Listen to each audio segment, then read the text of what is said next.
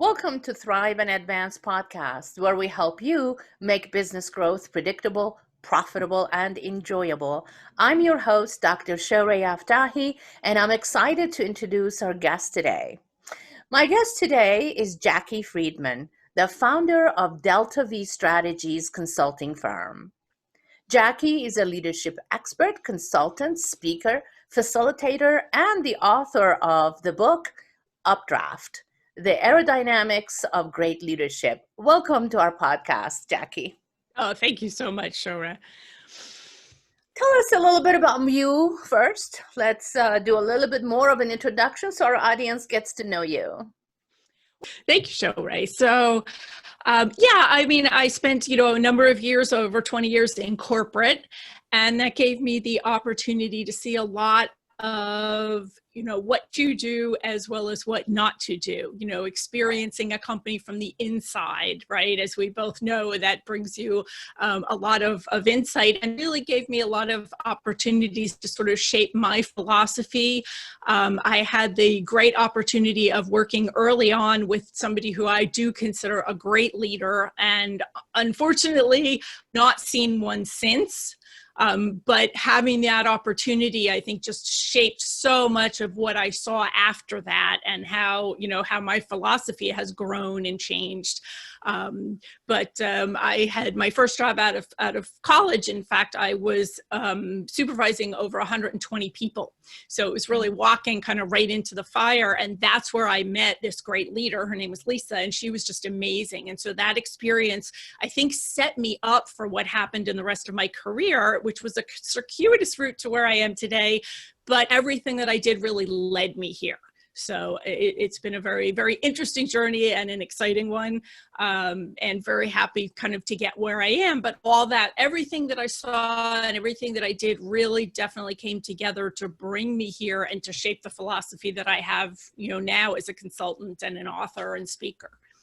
Excellent. And I love your book. I read it. Thank you so much. To the end, and I really appreciate the analogies that you use, because it really brings forth the idea, the topic, and it helps in understanding. You're using Updraft as the basis of that analogy, and a lot of us don't know what Updraft is. So tell us a little bit about that before we get into really discussing your ideas and thoughts discussed in the book. Right. So updraft is really an aerodynamics term, and they use it, with airplanes and aircraft and all that kind of stuff. In this case, what I'm honing in on is that we've all seen, pretty much no matter where you live, we've all seen a bunch of, a big group of Canada geese flying in a V formation. And it turns out that the reason that they do that is because when they flap their wings, at the end of their wings, there's a vortex, a rising vortex that's created when they kind of flap down. And that rising vortex will help to support the bird flying behind them if they're in that V formation. So the concept within the book is all about how updraft needs to be created by everybody in the organization. It needs to be understood by everybody in the organization. And the leader, the question is, are you as a leader creating updraft? And how do you know that it's being created everywhere else? Because you could have, you could be creating updraft, but if you're allowing subpar managers in different parts of that flock who are not creating it, what's happening to that whole department or to all the geese essentially that are flying behind them? Right. So that's how updraft gets used throughout the company. Right. And you love the analogy of the birds, the geese migrating. And I'm not a bird watcher, so it wasn't normal to me to think about leadership in those terms, but it really brought it home. You really talk about engagement, how each bird is engaged, and then that really is related to employee engagement, which is a very important topic. And of course, now it's a buzzword, right? Everybody talks about employee engagement. Right. But truly, what does that mean? So tell us how you relate the two together, and what does that mean? How does Updraft help in creating engagement? Updraft is, all the different things, and as you know through the book, is that there's all different topics that we go through in terms of how they relate to Updraft. And the issue is, if each bird is in the right position and has the right leadership, then each bird is not only benefiting from the updraft, but they're creating updraft for the birds behind them. In order for that to happen, though, that bird has to sort of take the initiative to be in the right position within the V formation. And in order for somebody to want to do that, they've got to care. They've got to say, wow, I need to tweak, or I need to take care of this issue, or I need to do this. And in order for that to happen, they have to care, which is what we sort of say is to be engaged. They have to take that extra step. Because if the bird is not in the right position, or is not capable of being in that particular position, then they can't create the updraft for the ones around them, and they can't take advantage of it from those in front of them. So it's a cycle. We aren't going to get the updraft if people aren't engaged, if they don't care enough to take the extra step and to make sure that they're creating it.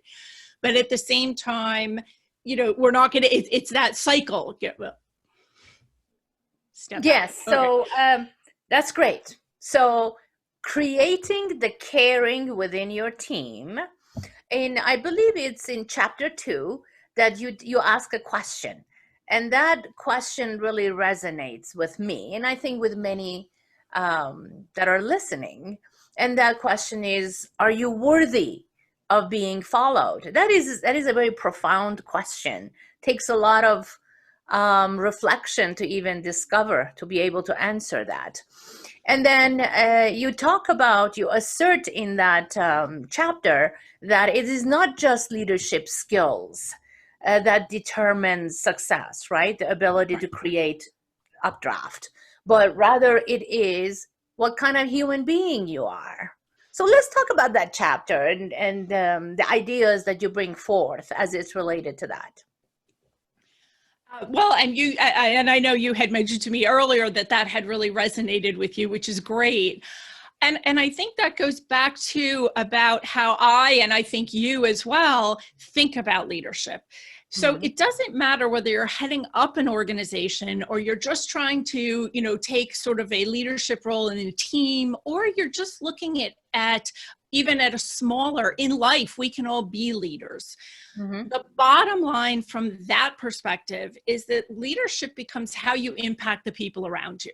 Whether you're being a positive impact, whether you're supporting them, whether you're helping them to achieve more through your guidance and your insights and your vision, right? So from that perspective, yes, the tools and the skills are all important, but even more so, the foundation for all that is who you are. Because if you don't have the kind of impact that you think you're having, then you're not influencing the people to do what you want them to do. And it gets, certainly, and you said it really gets into levels of self-awareness that a lot of people don't want to go to. They don't want to look as closely, and they always have these answers for why they did something this way or that way. But the bottom line is really, how is that impacting people? What messages are you sending? And I think we've both seen, I know that from our practices, so often leader is frustrated about, or I'll say, complaining about, is something that they themselves are really causing, because they're not realizing the impact that they're having on the people around them, or the people that report to them, et cetera, et cetera. Right. Thank you. Before we dive into other chapters, you identify 5 myths in what is the job of the leadership. And we know there is a lot has been written. We talk about it. What is a leader supposed to? What is the job of the leadership. However, there are some myths, and you outlined them very nicely. So let's debunk those. Tell us about those 5 top myths in what the job of a leadership is. So the 5 myths about the job of leadership, the first myth that we have to debunk right away is that leadership is about power. Nothing could really probably be further from the truth. Leadership is more about giving away power than it is about power. And I think I know a lot of the more difficult conversations that we have are talking to people who are sort of in that command and control mentality. You know, and when I say jump, they should say how high type of thing. That kind of power or fear-based leadership, it's never been that effective, but it certainly has gotten less and less and less effective with the differences in generations, with the differences in people, what they're looking for from their work, right? That really, it's not only is it not powerful, but it's not effective. It's a very short-term type of strategy. Certainly, if there's a fire in the building, we want to be very, boom, boom, boom, directive, get everybody out. But pretty much for anything else, that kind of approach is not going to work. And in fact, if leadership is all about, like we just said, if leadership is all about how you impact and inspire and support and guide the people around you, then giving away that power is how you empower them. And the more empowered they are, then the more they can act on the things that they care about and that they see. So that's the first myth, is that it's not about the power, and that's why. Our second myth, which I know anybody who's promoted someone or gone through these kinds of issues has seen, is that great technical skills do not translate to great leadership skills. Mm-hmm. And the reason simply is that the higher you get into management, the less important those skills really are, and the more important a completely different set of skills becomes. So, we see this all the time where you have somebody who's great in, for instance, a sales position, because this happens, right? This happens all the time. Somebody who's a great salesperson, we say, oh, this is terrific, we're going to make them sales manager. Well, what made them a great salesperson, being able to potentially, get leads and get in front of people and build those relationships and close a sale and do all those kinds of things. Very different now. Now you're supporting other people who are doing that. So those skills are certainly things that we want you to teach them, but now it's not about doing it. It's about supporting a group of people. So very often, and I know, in your practice, we see this all the time, where we take somebody who's great at the skills and we go, oh, we'll make them a manager, and they fail miserably. They just fail miserably, partly because they don't really get the support they need, but also because it's this assumption that if you're good technically, those skills will translate to management. And in fact, the management skills are totally, totally different. If you really sat down and made a list for yourself, you would realize that the skills that make somebody a great leader are completely different from those that make them great as sort of a sole contributor. Right. Excellent. Myth number 3 is that it's okay to hire an executive for skills other than leadership. And this is one that we see all the time too, right? Especially at the higher levels, because they'll bring somebody in because they've got great contacts, or because they know a lot of people in our industry, or these kinds of things. And invariably, for the same reason we just talked about, really, they're going to fail. Because that's not what's going to inspire. That's not what's going to get the company aligned behind them. That's not going to bring great performance, because they don't know how to interact with people, right? And I think I used this in the book, but one of the stories in the book is a true story from somewhere that I did work, and they had brought somebody in to be CEO because of the contacts that he had from the industry. And so the assumption was that he could help get them into accounts that we had not been able to break into. Right. On the leadership side, I could barely imagine anybody who was less qualified as a leader. Right. In fact, this gentleman, no kidding, had a bathroom put into his office so he would not have to sort of walk in and see people from the plant or from the other areas of the company on a daily basis, which is just so awful, right? Right. This person, he couldn't lead anybody. He didn't even want to talk to people. He didn't even want to see his own employees, right? And his tenure was actually marked by a lot of people who did leave, by a lot of kind of foundering, because we didn't really know what direction we were going in. He didn't have those kind of leadership skills. But this happens over and over and over again, where we bring somebody in because the board thinks we need to get into certain accounts, or we want to do this, or we want to do that, not because they're a great leader. Right.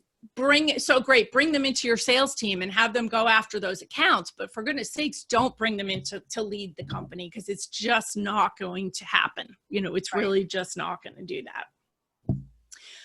that. So then we get into myth number 4, which is that leadership can be a part-time job. And I know that there's probably a lot of accounting firms and law firms that are kind of going, oh, but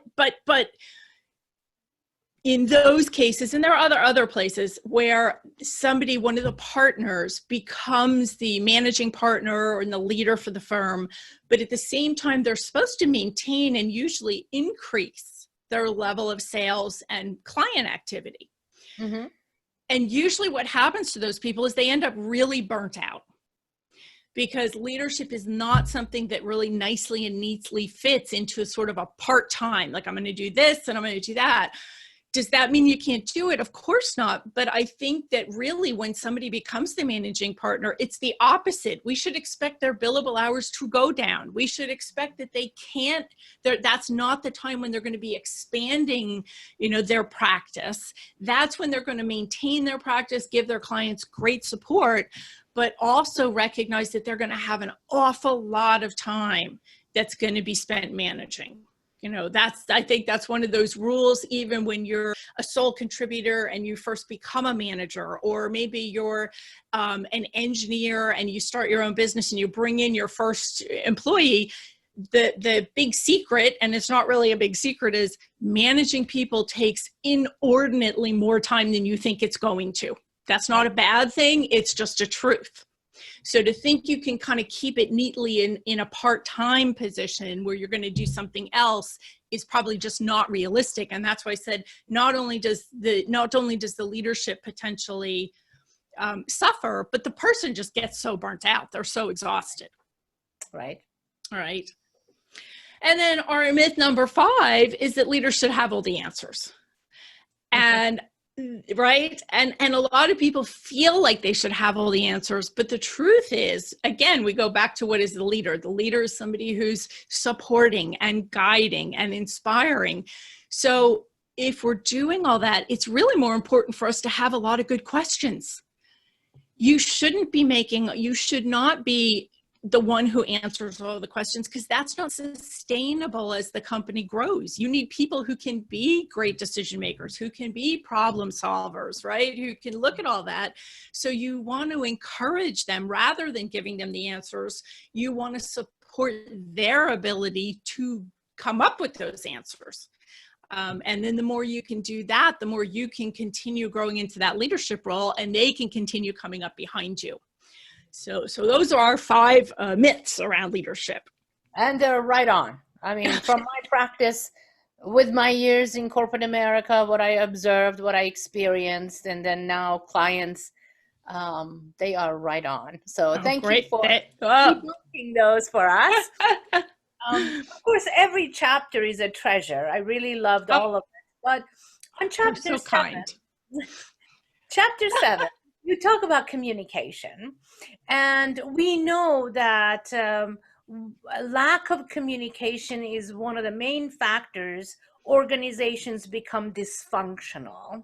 Mm. And you talk about communication, saying communication needs to be as natural as breathing. So I'm reading this to make sure I'm not messing up your statement.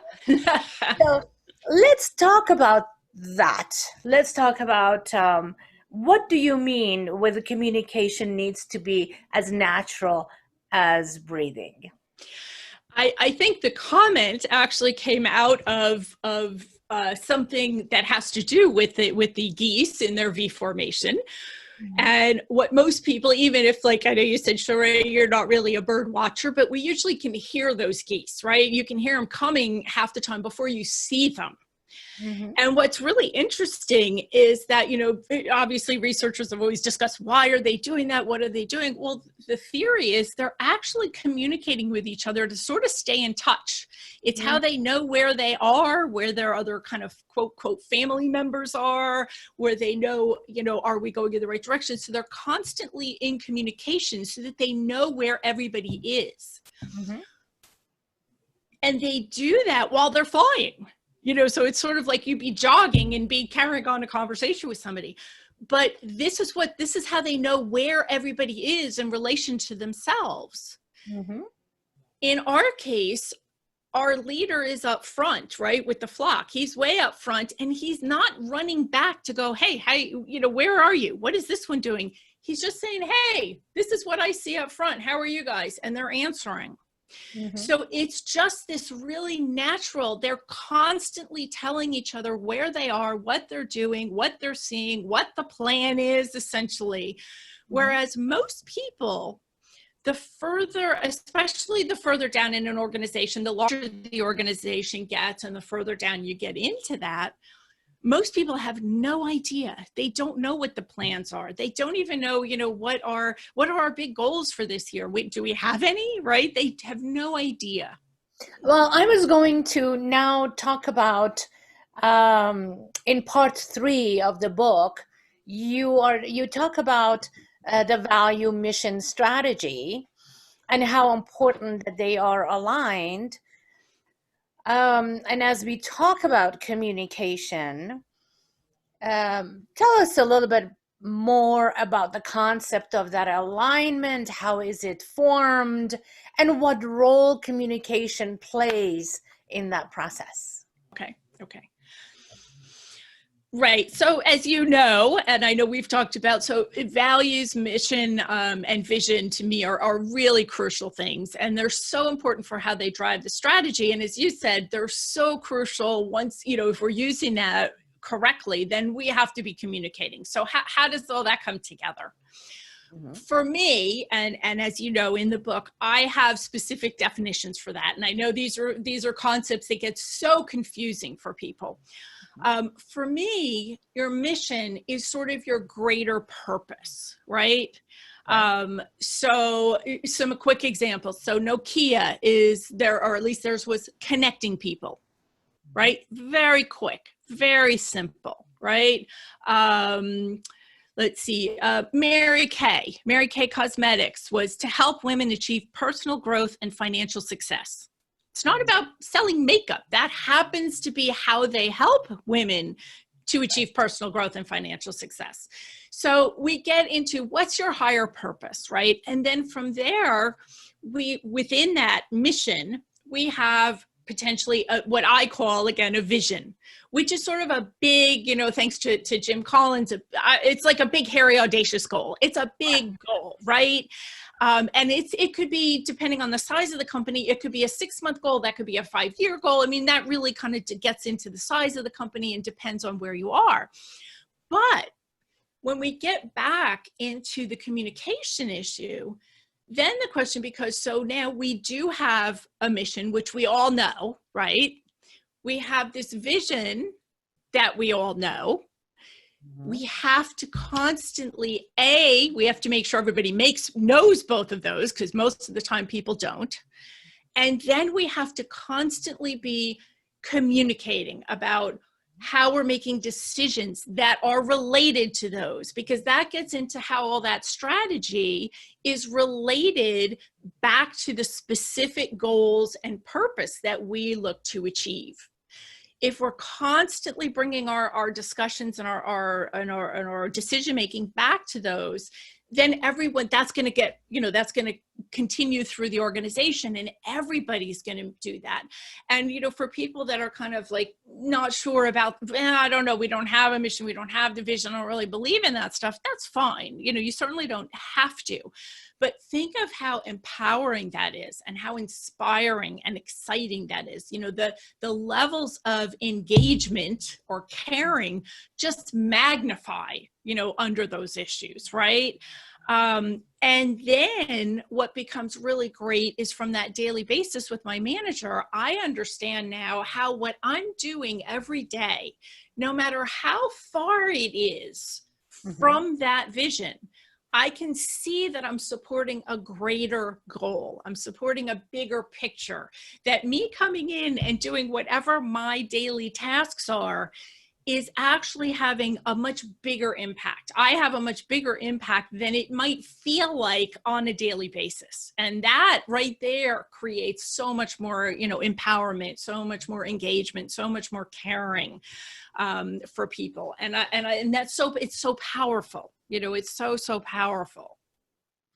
Yes, I could not agree more. And I often, when I talk to clients, I often talk about communication is the cord that keeps everything together. So it's really important that cord is made of the same material all the way through, right? And that's a great analogy. Right. Sure, that's wonderful. Thank you. So it is really important to create a common language, so everybody means the same thing by using a particular word, message, all the way through from the CEO's office to the receptionist in the company. And I loved when you mentioned that everybody feels that they're contributing, that I feel that I am part of a solution regardless of my title. I am impacting this company's growth, so therefore I feel my work matters. Right. And as we know, so many of the studies, that's, people, yes, do people want to get paid fairly? Sure, they do.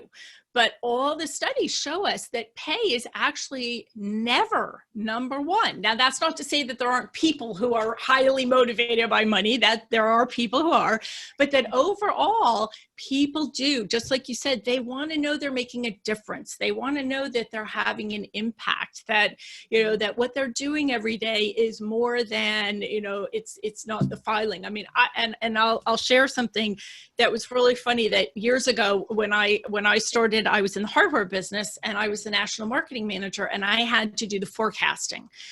And this is for 20,000 products. And this is back when we were using, we did have computers, but we're basically using Excel, right? So this was just my least favorite task ever. I hated this, sitting and going through and having to check forecasts and stuff. And I remember that one day that the CFO came in to me and said, so I'm just curious, when when are you planning to do the forecast? Or, I know it's this week, but what day are you planning to do it? And we talked about it, and I sort of said, gee, how come? And he said, because I have a meeting with the bank early next week. And so I wanted to have I wanted to see your forecast so that I know what our cash flow issues are and what I need to talk to the bank about.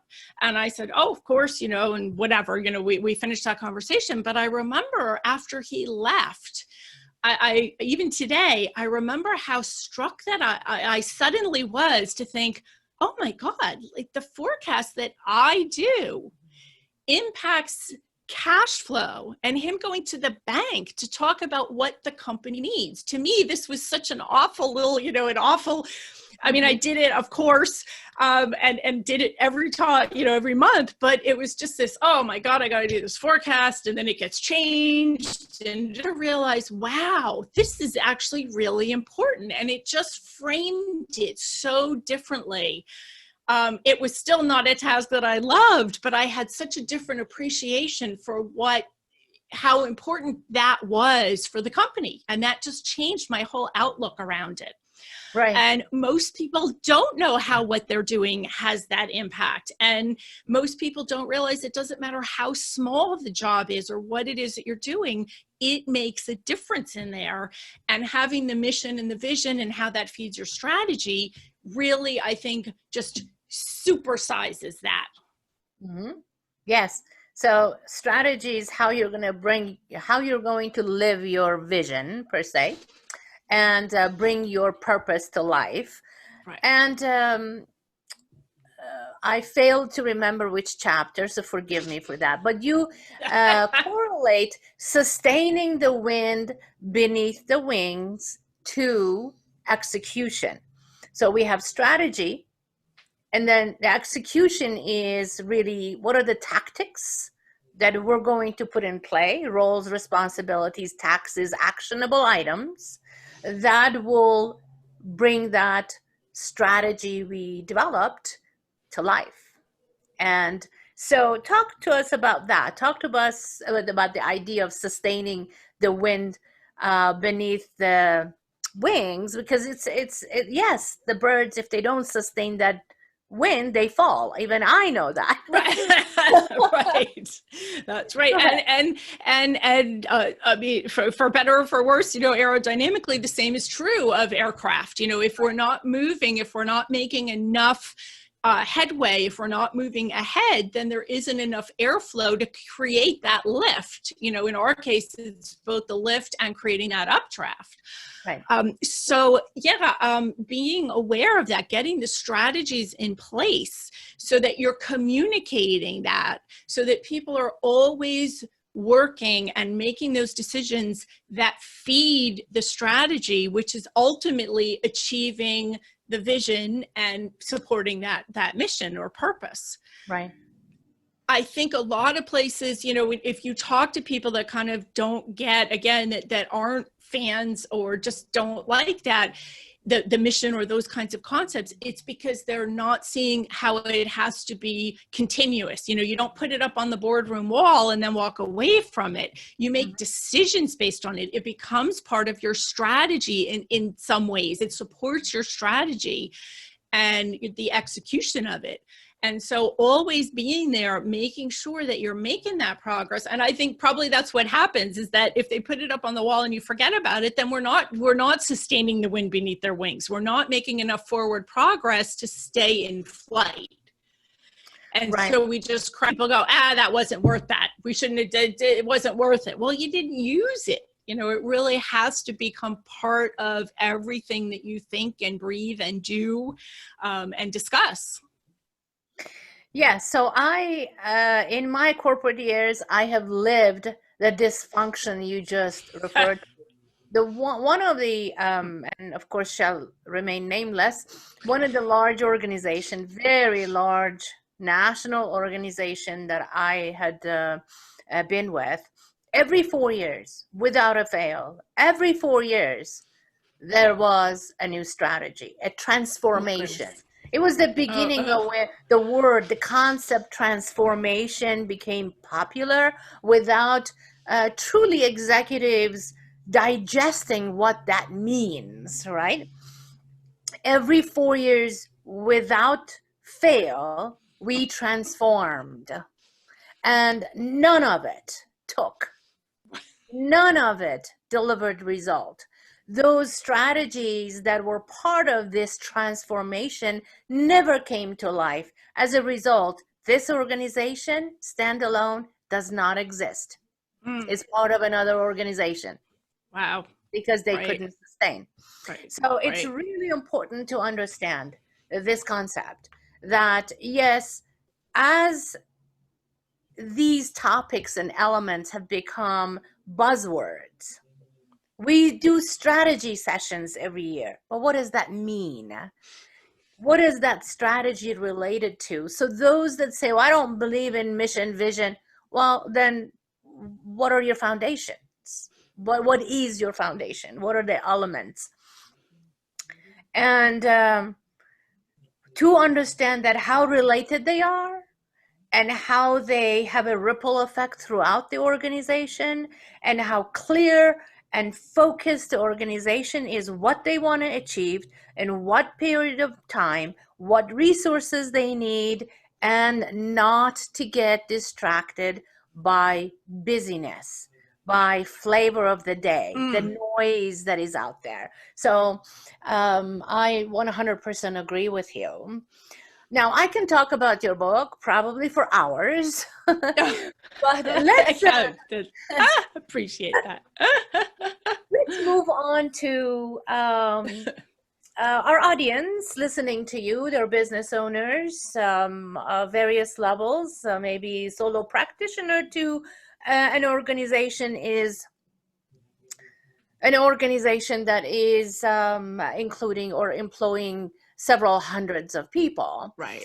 So, what are the strategies that one should use? How do you identify or help the organization identify what they should be focused on? And I corrected myself, help them, because we don't go tell them this is where you need to focus. We facilitate helping them discover what they should be focused on and where the dysfunctions are. How do you do that? What are the tactics or tools that you recommend? Yes, as you said, right, we're not the ones to come in and say, here's what you're going to do. That's not it. And I do think, it's interesting because, like you said, so many companies, they spend that time to do their off-sites, or they do, these strategy sessions, but nothing really comes out of it, or they don't know where to start. You see that a lot. We have so many things, but how do you figure out what are the things that are going to have that biggest impact? Right. So one of the tools that I certainly like to use and have business owners make sure that they're aware of and look at, and I actually think it's probably one of the greatest secrets in business today that nobody knows about, right, is something called stages of growth, which actually talks about what is required in each stage. And we'll define that in a second, but what is required in each stage in order to successfully navigate through that stage and get to the next stage. Mm-hmm. And it's a roadmap to organizational growth. And that's why most business owners are basically trying to figure that out as they go, right? I mean, because what else would you do? Not realizing that there is research behind stages of growth that specifically identified this. And I just find this to be, because when you talk to owners and you start digging into it, they always say like, oh my gosh, like, how did you know? Mm-hmm. Because we know, because there was somebody that researched this, so much of the books and sort of the, I guess the articles that you see will be on big companies or stuff. Somebody did this on smaller sized and growing companies. So I said stage. Well, the stages are specific to the number of employees. People say, I'll say to them, what do you think is a stage? And they'll go, is it profits? Is it revenues? It's like, no, it all comes down to people, which I think if you step back and think about that, that's where the complications come. That's where the complexity comes, is with people, right? As you have more people, it becomes harder to manage them. It becomes harder to, to keep some of the communications that we've talked about going, to keep all that messaging right in front of people, all that kind of stuff. So I think that it's just so helpful, because it really can tell you it's not the specific thing that you're going to execute on, because that's going to depend on where you are and what your company needs right now and where you're trying to take it, because that's going to vary. But it does tell us, here are the very common things that can get in the way for a company at your size. And here's what you might want to do about it. And here's where, this is something that you may want to. I had one client that was really fascinating, that was going from stage 3, which we call delegation, right? And they were heading into stage 4, which is what we call professional. And the reason for that is that the company is now getting big enough. I believe stage 4 starts at 34 people. Right. In stage 4, you're starting to get large enough that you really need people who know their areas. You need an HR person who really has some background and experience. You need some, marketing people, you need salespeople, like all these kinds of people, especially in your manager roles. You're getting big enough that you need some people that are coming with some real serious knowledge and professionalism. And it can be a very painful stage. I think we both have seen that, probably because you've got people that have grown up with you, and sometimes you get to a point where they they may not be the person that can take you through the next stage. Yeah. But during one of the stages of growth, an X-ray, which is sort of the process by which that we bring this and teach this to people and have them go through and figure out what kind of initiatives they might want to look at for their upcoming year. They said, wow, well, if this group, as we come into stage 4, they recognized that they really did have a lot of people that had kind of come up through the ranks and didn't have much formal education around management. And so that was a place that we actually brought in a very nice, sort of a middle management training program, which they just ate up.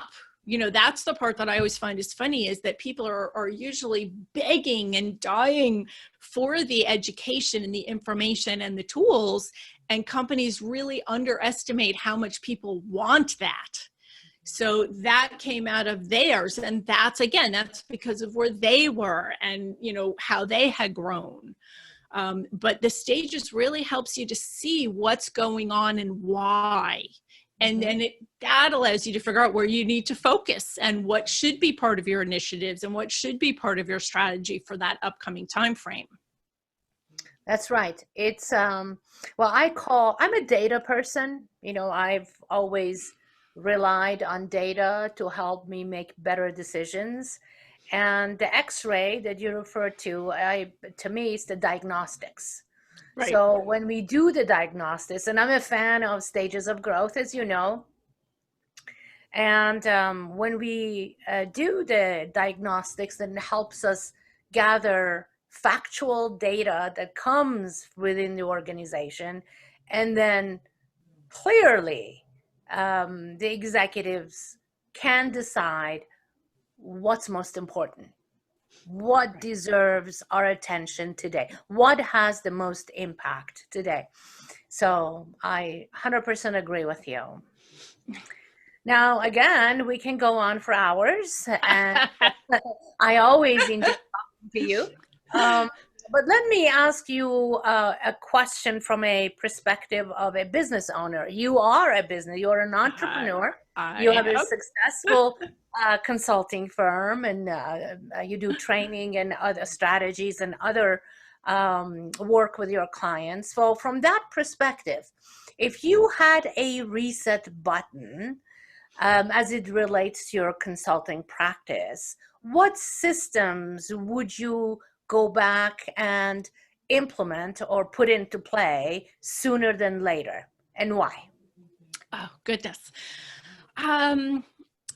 I think so. All right. I think there's two things that I probably would say that I would like to have done earlier. So one of them, and I think this is really, I know that this is common, especially for kind of people, solopreneurs, and people that run, kind of this kind of consulting practice, is that I would have started to do my own kind of financial budgeting and planning much earlier.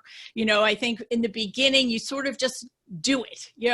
What comes in, and, you're watching that. It's not that I didn't have my P&Ls and didn't know all that. I did, but I didn't have the plan.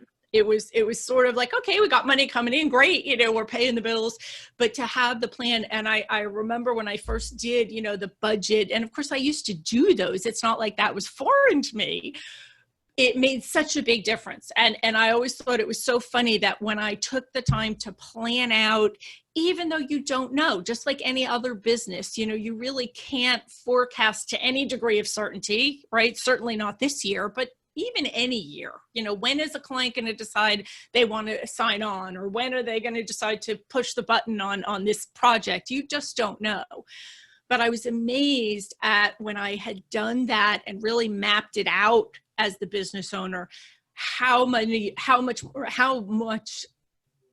you really got so much closer to the plan. It was funny that just having the plan somehow made you really execute and deliver on the plan. So that was definitely one. And then I think the other one, which is really, it's really a tool from Stages of Growth that I've also used a lot more. And again, I would have done this sooner if I'd known about it. But one of the things that Stages of Growth also looks at is that for each stage, it talks about really where your focus is. And the three areas are profit, people, and process. And I find that when I step back and really say to myself, what issue is this? Right? So often we think it's one and it turns out to be a different one, and for business owners out there, I say, use that. A lot of times we look at something and go, man, so-and-so just isn't cutting it. And we think it's a people problem. And it turns out, you know what? The process is broken because the business has changed. The process doesn't work. We think it's that person isn't doing it right. But in fact, they're following the process. It's just the process doesn't work anymore. Right. So for me, as a smaller business owner, I really started looking at, yes, we always are looking at profit. We want to make sure our cash flow is healthy, but there are times where you recognize, you know what, that's actually a process. I need to change that process. And when you change the process, now all of a sudden it frees you up and allows you to do different things or more things or do things better. Or maybe it's a profit issue. Maybe if I is it worth it even, at this size, do I throw that money at it, maybe on a smaller scale and just get rid of that problem? And I think early on, you really try not to do that. And now as a more seasoned business owner, I recognize, you know what, there are times where that makes a lot more sense because again, it really is it really a people problem? Well, you know what, for this much money, that problem goes away completely. That makes it a profit problem, not a people problem.